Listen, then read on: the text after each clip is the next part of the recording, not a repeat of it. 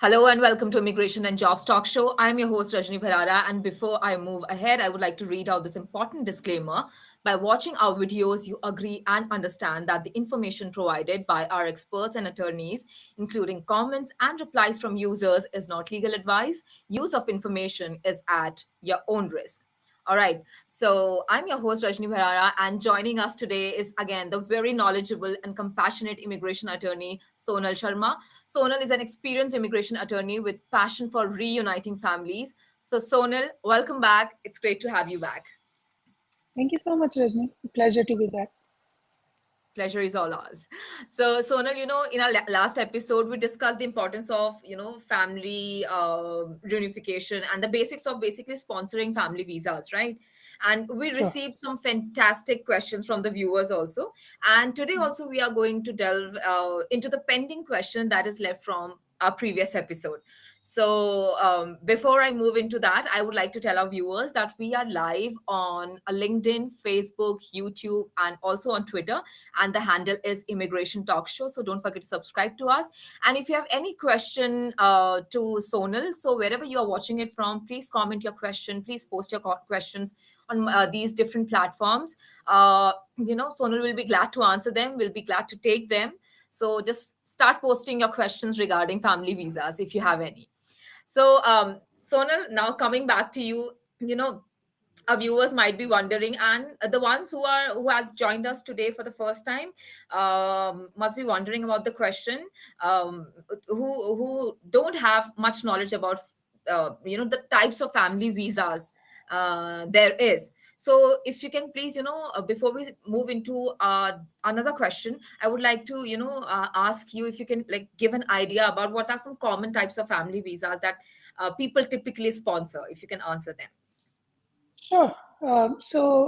There are two types of categories where family members can be immigrated to US. One is the immediate relatives.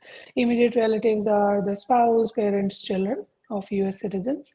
And then the second category is the preference category, which has four categories in it, which is F1, first preference category, which is for unmarried sons and daughters who are 21 years of age or older of US citizens.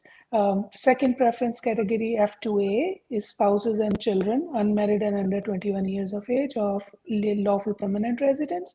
It means green card holders. Second preference, F2B, is for unmarried sons and daughters, 21 years of age or above of green card holders. Third preference is married sons and daughters of US citizens. And fourth preference is brothers and sisters of US citizens, where US citizens who are sponsoring should be at least 21 years of age or older. So these are the main categories where family members of US citizens or green card holders can immigrate to United States. Great. Thank you so much for answering the question, Sonal. And to everyone, I would like to tell you that these are the common types of family visas. And also, if you're watching this episode after the live session has ended, so you can continue posting your comments. My team will be helping you with an answer. So if you think the live session has ended, should we comment? Should we post a question or not? Don't worry, our team will take care and will help you with an answer, so you can continue posting your questions.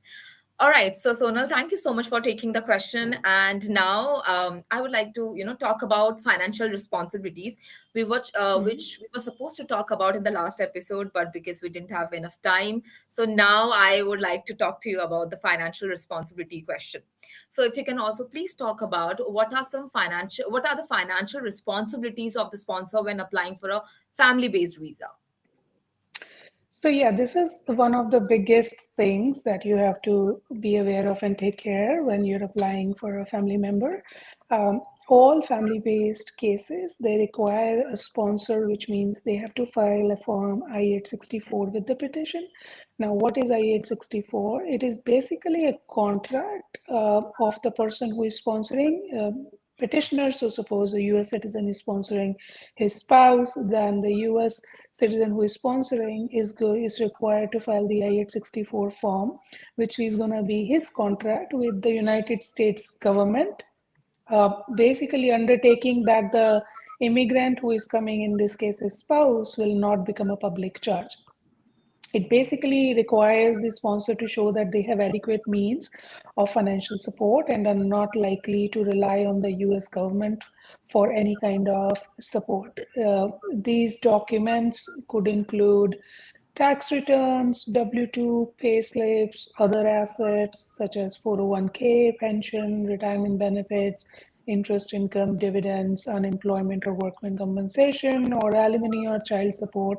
So basically, any kind of income through different sources can be used to show that you are basically can take care of this sponsoring immigrant, and they will not become reliant on the government for basic necessities. Now, depending on the size of the sponsor's household, the sponsor has to show that they meet poverty guidelines, and not just poverty guidelines, they have to show that they have 125% of poverty guidelines, which means, just to an example, these are not the real numbers, but there is a table which shows what the poverty guidelines for each year is.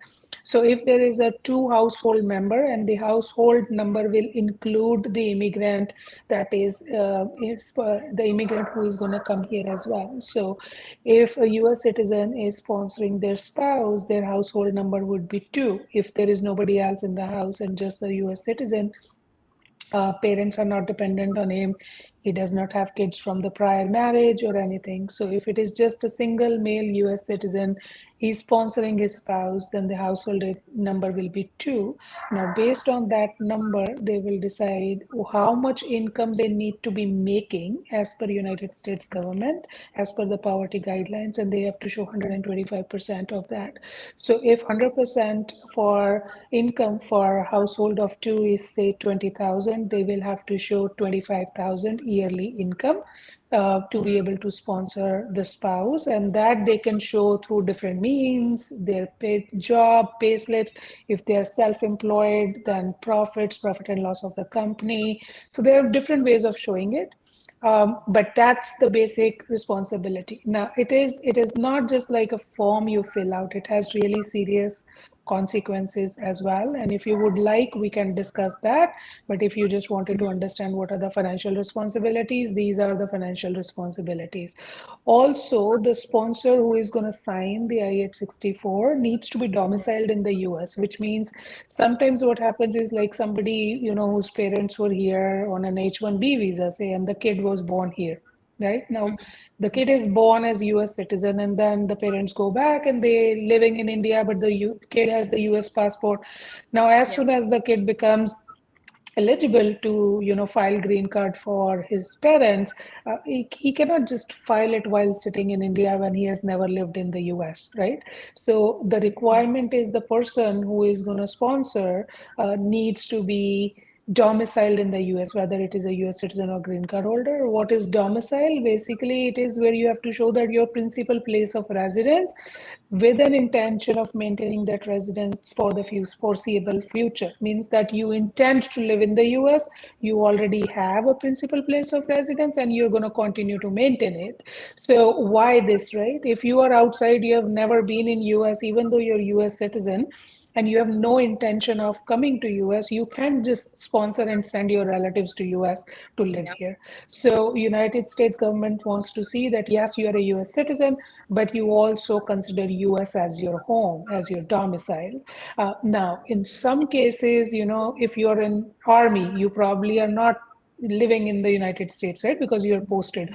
Those cases are different. There are exceptions for that, but generally, if a person is U.S. citizen and they want to sponsor family members, they need to show that they are domiciled in the U.S. And if they are not domiciled, there has to be a reason which can fall under those exceptions to be not domiciled at currently, but have past history or future intention to be back in the United States and make it their home. Okay, okay. But then also, Sonal, can you like provide few examples also to us, like what kind of specific financial responsibilities that sponsor has to fulfill? Like, do they need to pay their food for their food, or maybe for the place that they are living in, like the rent?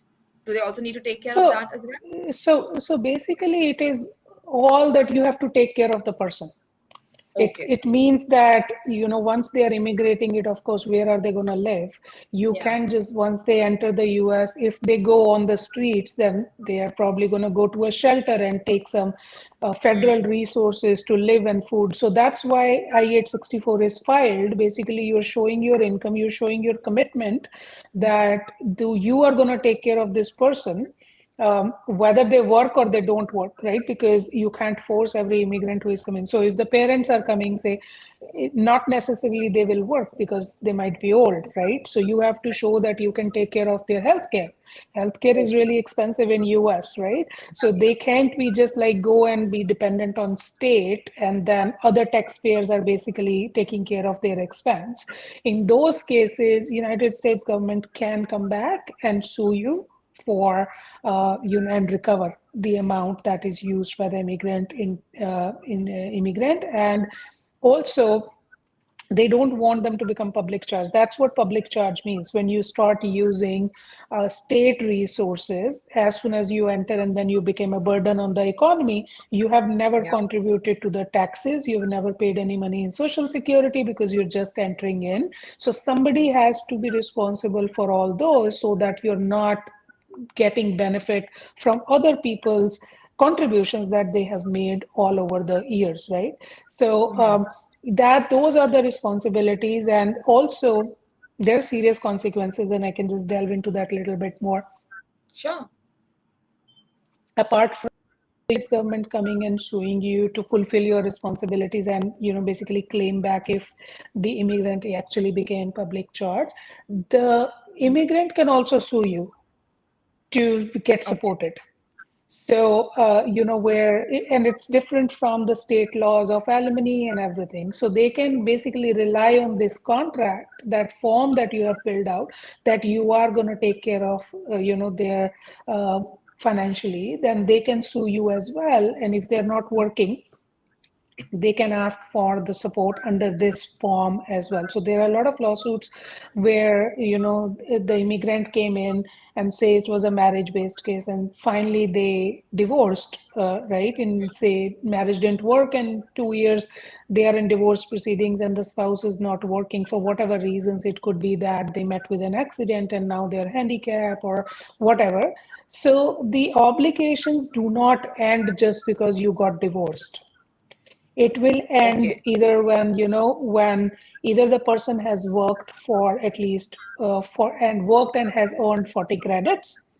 So once you work in United States, you pay social security contribution, and 40 credits is which is the limit where you're not going to be considered eligible for support under the I-6824. Now, 40 credits you earn by, it basically means 10 years. So every quarter is considered one credit. So you basically have to work 10 years to be able to claim those 40 credits of social security contribution.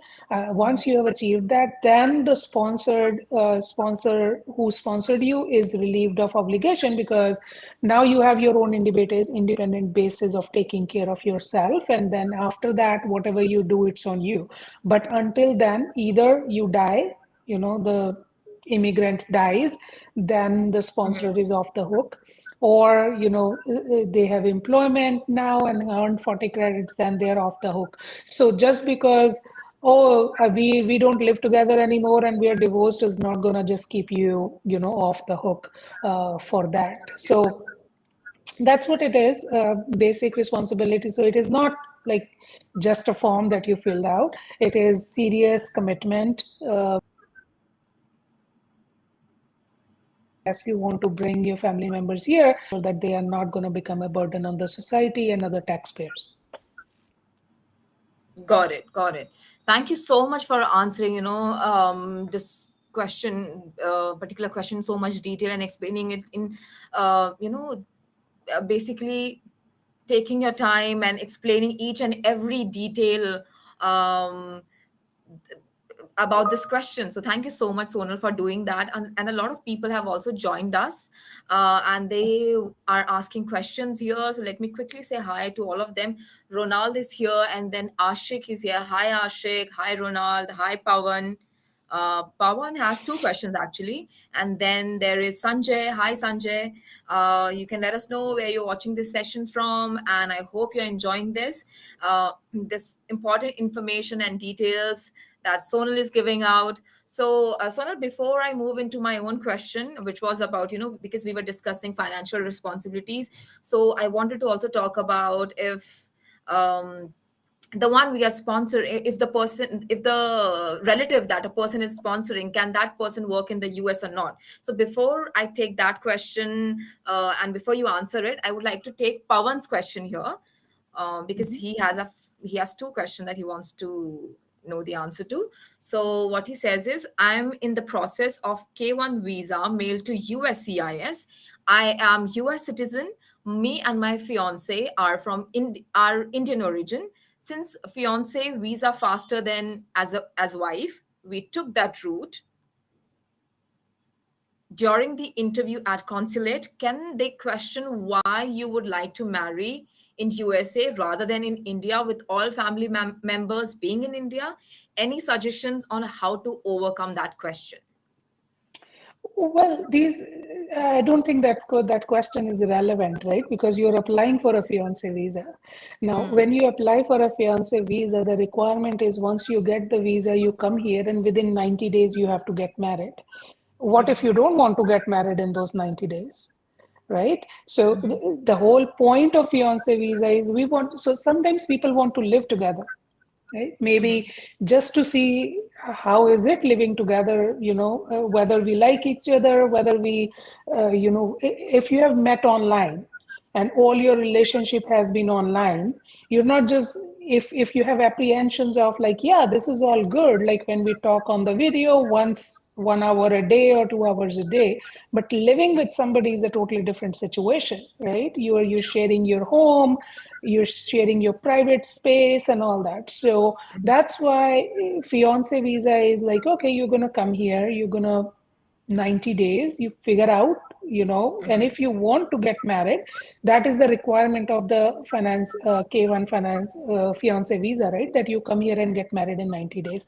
So I don't think the Department of State is going to ask that question, because you have a basis for a K1 visa, because you want to see that you want to live together, you want to experience it together, you don't want to wait for, like you mentioned that, oh, there's a long wait for, if you there is a long wait, right? For throughout the process, the person has to stay out, and you don't want to do that. You don't want to come to India, get married, and then stay apart for say 4 years. Who yeah, wants to do that? Nobody, right. right? So that is why you're applying for a fiance visa, that you're not get married. You would rather get married in the US, and maybe the family members can come and join the wedding ceremony in the US, right? Not necessarily that you have to be like everybody has to come. Like if you want a small affair, only 10 people can come. Your immediate parents, siblings can come. Or if they don't want to come either, it's your marriage. You want to get married in the US, and then you are living in the US and you don't want to live 4 years apart from your spouse. You would rather get married here and then live in the US while adjustment of status is going on, and that gives another benefits, right? Your next question as to whether they can work, that will come into play, that once you file the adjustment of Yeah. application, they will be able to eligible to apply for EAD, and then they can work and they can start building their life together, rather than waiting 4 years and then come here and then start all of that what they're supposed to do as a married couple. right? Mhm. But Mhm. also, as a married couple, they would want to be physically together. They might want to start family immediately, right? They might want to have kids together. So why wait 4 years for that when then she can come on fiance visa and then, can start their life together immediately within 90 days after getting married? Okay, okay. So, Pawan, I don't think you have to worry about this particular question. But still, I would like to know, Sonal, is there a slightest of chance that this question might arise during the Yeah, interview? what if they ask, then these are the answers that I just gave, right? That you don't want to work 4 years to start a married life together. You want to be together as soon as possible, and get married and then start your married life and maybe have kids. And if they go and get married in India and then do it the other way as sponsoring of the green card as a spouse, then they might be waiting for 4 years. And maybe, this person's job is that he cannot travel that much. Like he might be able to just get 2 weeks off. That's not enough for next 4 years to just meet. And the spouse won't be able to come here if the I-130 petition is already pending. Obviously, they're not going to give her the B2 visa because that's totally against the intent of B2 visa when you have clear intention by filing an I-130 which is pending. So there are technical issues also around, but they know all of that, right? So the only thing they want to see in the K1 process is this actually a genuine relationship? So rather than they're going to not focus on whether you are going to marry, why you are marrying in US, they're going to focus on your relationship, whether this is a genuine K1 relationship where you actually have an intention of getting married. Doesn't matter where you're getting married, right? Even if they ask this question, I doubt they will ask this question, but if they do, then you have all those answers of you don't want to wait, you want to start the family life sooner, you might want to have kids sooner, or whatever the reasons, right? Um, Mm-hmm. but your focus should be to make sure that you are able to convince them of your genuine legit relationship so that you can get the K1 visa.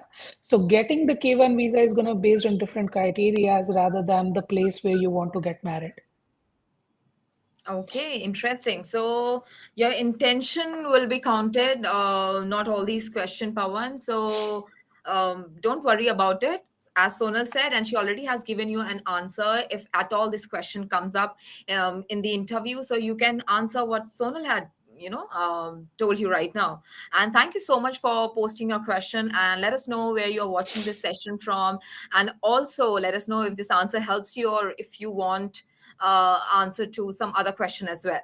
So thank you so much, Pawan. All right. So, Sonal, now coming back to my own question, before I take more viewer question, I would like to know, because we were talking about financial responsibilities. So, the next question I would like to know is, okay, not this one, but this one actually. Can a family-based visa applicant work in the United States while their application is being processed? Yes. So if they're in the US, Mm-hmm. right? If Mm-hmm. it is consular processing, then they're outside of the US. They're not physically in the US, so there is no question of working in the US. But if it is an adjustment based case where the immigrant is already in the US in some status or maybe no status, whatever the case is, but once they file the I-48 file, they can also simultaneously and concurrently file an application for work authorization, which is Form I-765. And once that is approved, they are legally allowed to work in the US based on that documentation. So most of the cases where you file the adjustment of status, and another one of the reasons why you would want somebody to come on a K1 is that you get married, you file the package, and then you also file the I-765 where your spouse can start working as soon as Yeah. possible and help in the household, and you have a dual income as a married couple and all those issues, right? So yes, they will be eligible to work. They will have to file the application for work authorization along with their I-485 adjustment, or if it is not filed simultaneously, they can later on also file it. And once it is approved, they will be eligible to work in the US while the I-485 green card process and I-130 is going on. Okay. But are there any restrictions on the kind of work they can do or the kind of job that they can take, or like it's okay to work in No any field? restrictions. No No restrictions at all. restriction. They can do whatever they want to do. They can open businesses, they can work, they Mhm. can do multiple jobs, they can do Uber, they can delivery, they can do carpentry, whatever they want to do. Whatever It's that an they want. open market. It's an open market work authorization, not tied to any employer or any specific field. They are free to earn their living however they want to do legally. Of course, you can't go and start selling marijuana. That's not legal. So you're obviously not going to do that, but legal Yeah. ways of making money, you can do whatever you want to do. Lovely. Thank you so much for clearing the question, and thank you so much for giving an answer. And before now, I would again like to move into the viewer's question. So Pawan Mhm. is again back, and he says, "Thank you for the great explanation from Washington D.C." Thank you so much, Pawan, and I hope, you tune into more shows, and I hope that you enjoy these sessions. You tune into more shows and ask more questions related to, the things that you're facing. Then Ajay is also here actually, and Ajay says, suppose my family member has a prior immigration violation, such as entering the country without inspection, and has since married a US citizen and had children. How would you navigate the complex intersection of immigration law and policy to secure a waiver of inadmissibility, overcome potential bars to adjustment of status? Okay, one more part is here. And ensure the best possible outcome for their green card application, considering the recent changes to USCIS policies and procedures. So this is going to be very case specific, right? Depending on what, when they entered earlier, where they currently are, whether they are still in the US, whether they have managed to. So they entered a couple of scenarios, generic I can run by. Uh, they entered illegally, then they left. Now it's been 10 years. Um, now they want to enter again, and they somehow got into the US legally, inspected and admitted, and then fell out of status. That could be one scenario. Their prior violation, but it was cured because they have stayed long enough outside and they were allowed to enter again. As long as you enter in the US legally, you should, even if you know even if you fell out of status, generally in immediate relative cases it's not a problem. But if you have entered and then left and then entered again illegally, that's a problem. Once you enter illegally in United States, you cannot adjust status, which means that you will need a waiver. There can be different kind of waivers depending on what the situation is, and you need to have a qualifying relative, blah blah. All those things you have to take care of. But then, if you are in the US, then you can apply for a 601 waiver.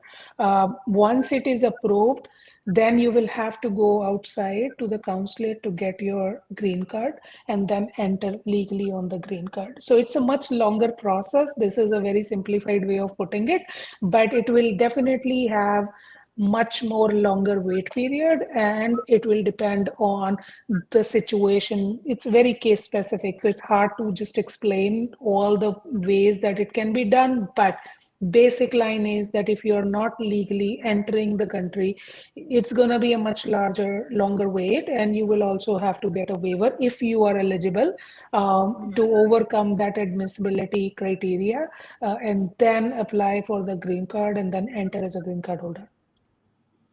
Okay, okay. Ajay, I hope this helps, and thank you so much for posting a question. Let us know if you want to know anything else apart from this, and also please tell us where you're watching this session from. So Sonal, yes, we decided for that, we are going to do this session for 30 minutes, but since we still have a lot of questions pending, is it okay if we extend it for a few minutes? Sure, sure. We can do another 10 minutes. Great. Thank you so much. All right. So, Sonal, now before I take viewer question again, I would like to come back to my own question, and I would like to know that what are the options available for family members who are already in the United States but are undocumented? So again, it depends on what do you mean by undocumented, right? So undocumented is uh, right now or you have been undocumented from the very beginning. So if you entered, say, on a B2 visa, which is a visitor visa, which is only given to you for 6 months, and then you decided not to go back, and then now you are undocumented because you are out of status and you have no legal basis to be in United States, so you're undocumented. Now you decided to get married to a US citizen, and now US citizen is filing your case based on marriage.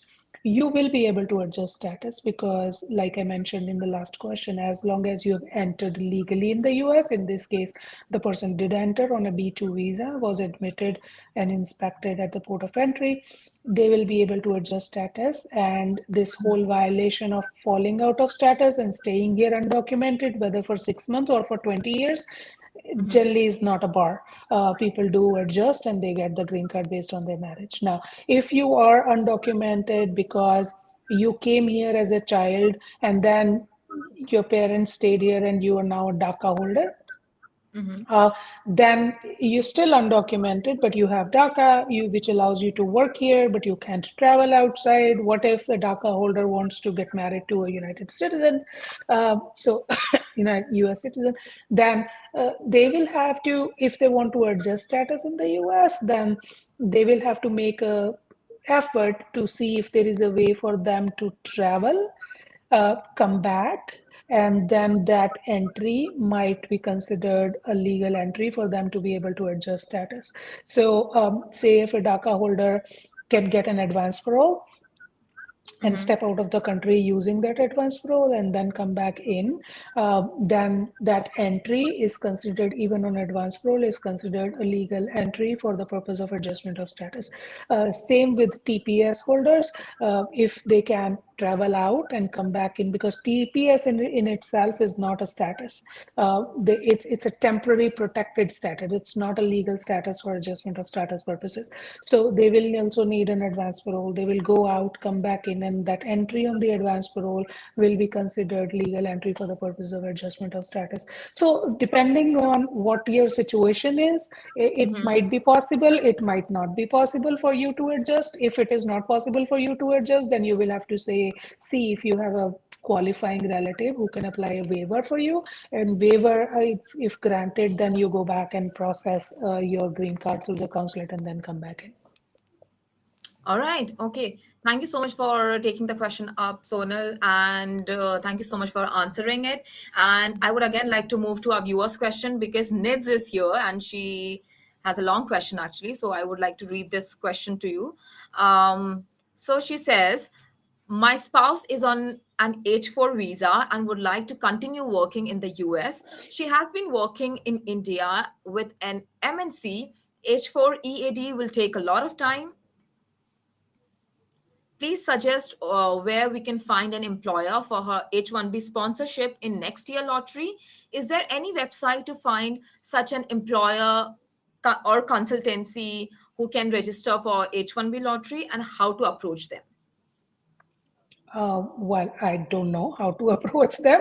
I am Yeah. an immigration attorney. I don't have a staffing firm. Probably you guys are the expert in that. Maybe you Nate, can, or what you can do is what you yeah, can do is that you can approach us maybe, yeah, and I'll let you exactly, know how because you can that's do that your. after this answer. Exactly. Yeah. But as to where you can find them, there is a database which shows all companies have filed H1Bs in the past and how many LCAs they have filed. Any company which has filed an LCA in the past probably means they've sponsored somebody for the H1B, and then you maybe want to go to their website and see if there are any open vacancies, and if you apply and they are willing to consider you for your H1B, that might be the way. But otherwise, there are IT consulting companies who have projects and they would be willing to sponsor if you meet their requirements. And then probably Rajni is the best person for that to reach out, and you should divert your question to Rajni rather than an immigration attorney in this case.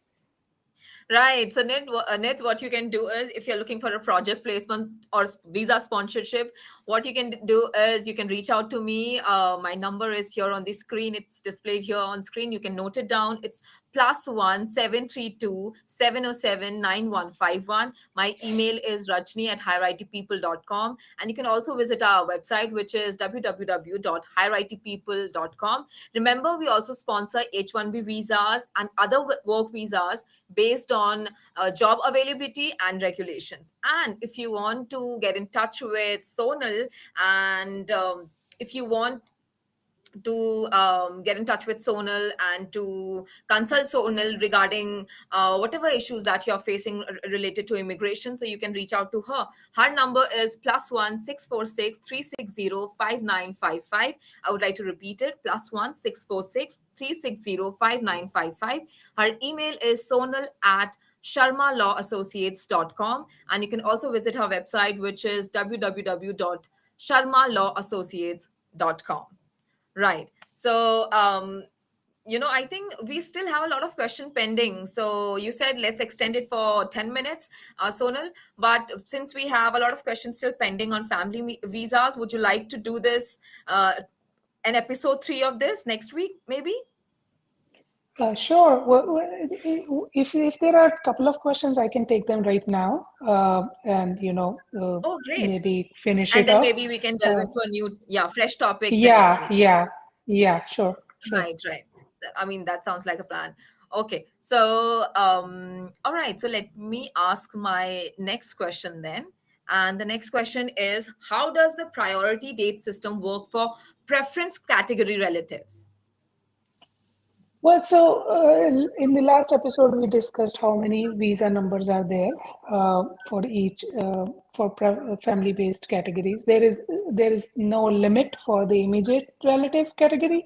So as many as applications, it's always current. So spouse, children, parents of U.S. citizen, there is no visa number, so there is no priority date for it.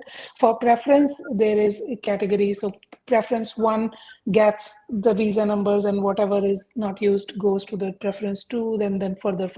That's why you see that F4 category, which is for siblings of US citizens, is has a big backlog, because that is where there is a preference of who USCIS thing should be able to come, in terms of how close they are to your kids, parents, spouses are the number one. And then if you have children as a green card holder, or US citizens who have adult children, and then based on that, different categories are basically prioritized, and that's how it works. But if you go to the US visa bulletin, every month Department of States issues a visa bulletin which gives you the cutoff date and the filing. So there are two charts.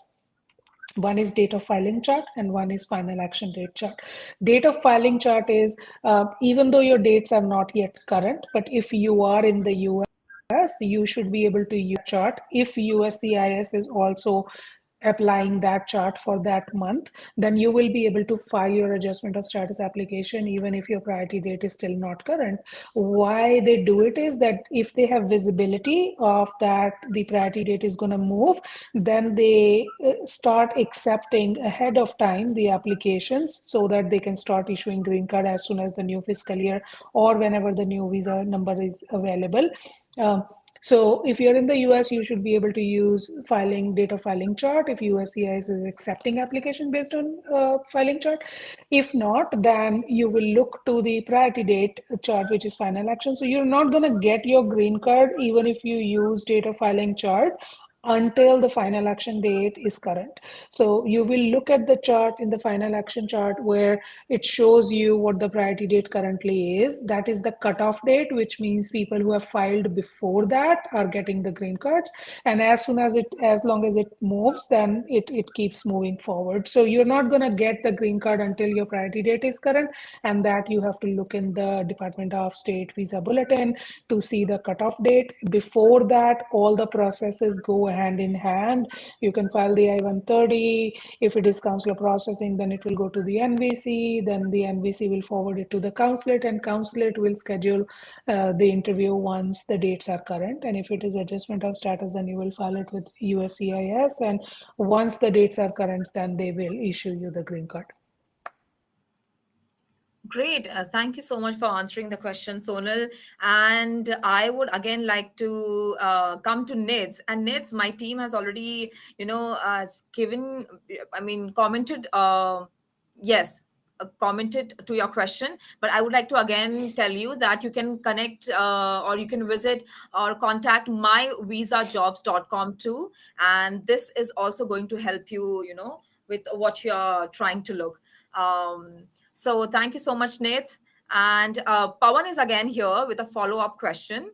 So what Pawan is saying is another follow up. My fiance has school certificate is acceptable as proof of DOB in India, I think, which is proof of date of birth in India. Is that acceptable with USCIS at consulate interview as proof of date of birth certificate? Can you please suggest? No, no, it is not. So there's a reciprocity table which tells you what kind of documents from each country is acceptable in terms of civil documents. Mhm. The birth certificate, or you need the non. If the birth was not registered, then you will go to the municipality corporation, ask them to run a search, and then they can issue a letter saying that we did the search and the birth was not registered and we cannot find in in our records. In that case, along with that non-availability of birth certificate, you will attach two affidavits.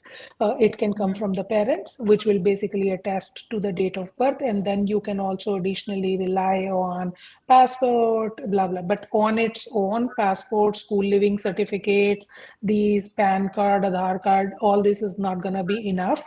But you will need these specific documents as mentioned in the reciprocity table. Now, you can always go and register the birth now. What happens in that case is then you will register it. It is a late registration. They will give you the birth certificate and then you will attach two additional affidavits along with the birth certificate. So you either need a birth certificate which was registered earlier, you just don't have a copy, you go get a copy and that will do. If you register now, then you will need two additional affidavits. If you don't register and you get a non-availability certificate, then additionally two affidavits as well. And after that, it is all secondary information and documents which you can rely on. Okay, all right. Thank you, Pawan, for your question. I hope this helps. Let me know if you have any more questions. Yes, please let us know if you have any more question. I hope this question that you posted, Sonal has already answered. I hope this helps. And if you have any, like I said, if you have any more question, please let us know. And before I again move into viewer questions, Sonal, I would like to take my own question, which I prepared for you. So Sonal, the next question that I would like to know from you is about, are there any special consideration or waivers available for families facing hardship or medical issues? Well, there are. You just have to see what kind of, waiver it might be applicable. There has to be a qualifying relative, which will be able to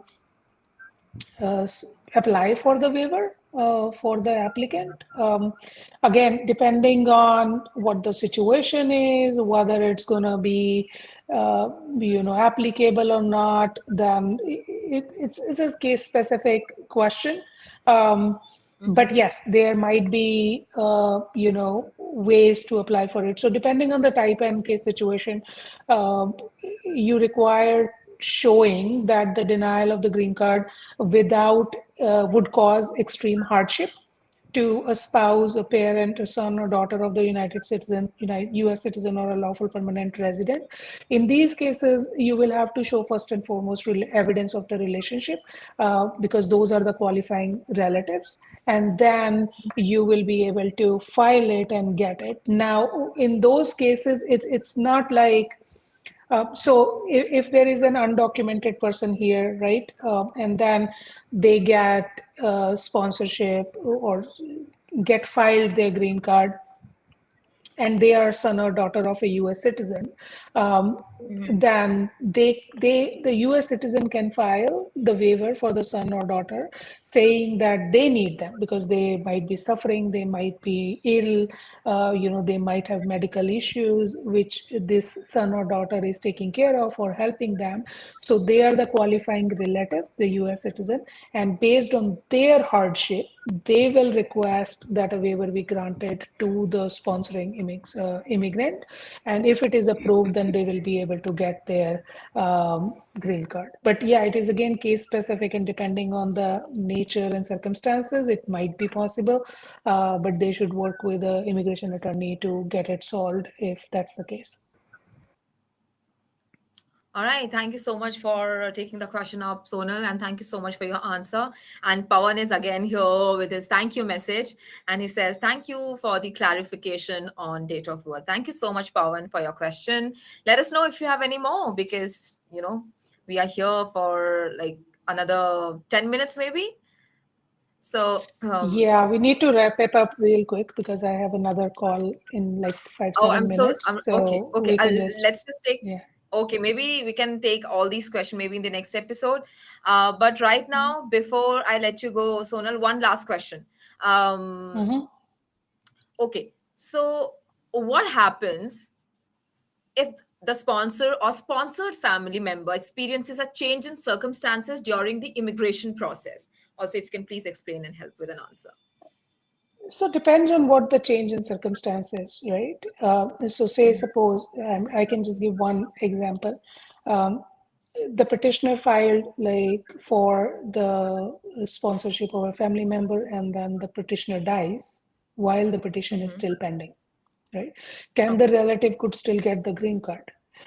Yes, it is possible if, say the following are met. The applicant is resided in the US when the qualifying relative died.